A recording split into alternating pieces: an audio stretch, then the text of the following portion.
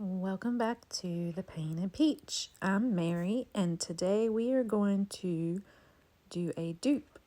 I want to try to make one of these primitive pillows. This one's mini. I'm going to make a big one.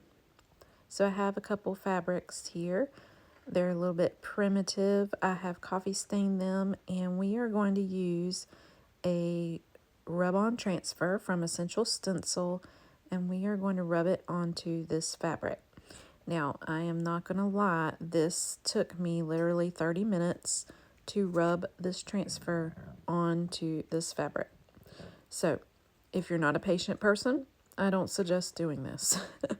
But it does turn out super cute, so just stay tuned and see it all the way to the end. I don't make you watch the whole rub-on process. I just do little clips of it, but it did take me 30 minutes or more while I was live doing this. So just so you know, it takes patience. So you just use this little rubbing tool that comes with your transfer, and you just rub and pull, and then you rub it and you pull it. And I added a little bit of heat because mine wasn't sticking very well, but I just wanted to show that you can use these on fabric as well as a regular surface, wood, glass, whatever you want to use it on. So once I get this fully on here, I will show you what we do next. And I'm going to tell you, once I did get to the end, I rejoiced because my hand hurt so bad after doing this. Yeah. So you might see me get a little bit excited once I pull that last little piece off. Woohoo! All right, so the next thing I'm going to do is just cut this, and then I'm going to rip.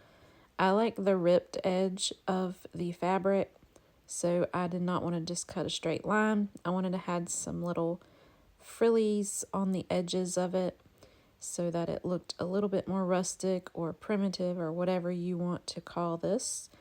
And then I take this other fabric that has the ticking stripes on it, and the first one I cut ended up being too small, so I cut another one. And yeah, so I'm doing that now. I'm going to cut this. It ended up being crooked, and you know what? I was like, forget about it. I'm just using it anyway. It's supposed to look primitive, rustic, not perfect. So here we go. I'm just using Mod Podge to attach this to my other piece of fabric. So I just used the Mod Podge on the back of the piece that I put the turkey on, and then I attached it straight on to my striped fabric, and then I just used a paper towel to rub over it to make sure it got on there nice and secure, and then I ironed the back just to give it a little bit more secureness. So once I did that, we now have to make our actual pillow to attach this label, I guess it would be, giant label to the front of it. So I am just measuring out what size I want my pillow. And I suggest if you do this, you double up your fabric, which I did not do because I'm complicated.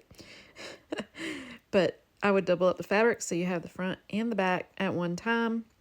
I did not do that. So here I am matching that up and cutting out another piece to create my pillow. Now you can sew this. I am not a sewer. I just hot glued mine together. It's just for me, no big deal.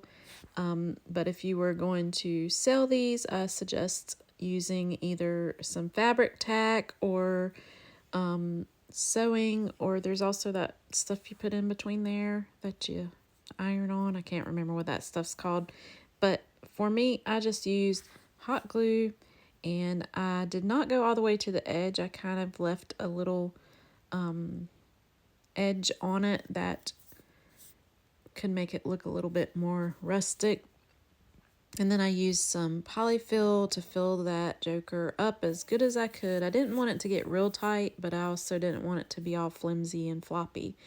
So once I got it to almost full, I started gluing that section down, and then I just added more in there just to fluff it a little bit more to make it a little full.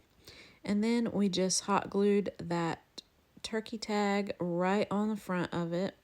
Now, once I get this done, afterwards, I do add a little pom-pom trim, and I add a little 1889, I believe, tag, and here it is all finished up. And here is the one I wanted to do. So I think I did pretty good. Those are minis. Mine's pretty big, and I love it. If you like this video, please give me a thumbs up, subscribe to my channel, and hit that bell. And as always, stay peachy. I'll see you next time.